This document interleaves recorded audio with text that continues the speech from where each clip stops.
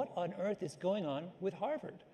Right? Here's a school which is collecting the most brilliant, the most accomplished, probably the best looking graduate students in economics imaginable. I can't imagine the bar is that high, but nonetheless, it presumably is a selection criteria. They gather them all together, and yet everyone except for the very, very best students is basically a flop.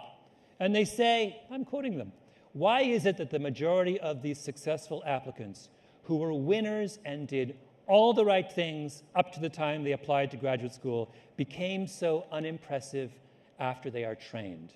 Are we, in this moment of genuine distress on the part of these two economists, are we failing the students or are they failing us?" Right? No one's failing anyone. What you're just seeing is relative deprivation in action, right? When it comes to confidence and motivation and self-efficacy, the things that really matter when it comes to making your way in the world, relative position matters more than absolute position, right? The 80th percentile student at Harvard looks at those kids who are smarter than him and says, I can't do it.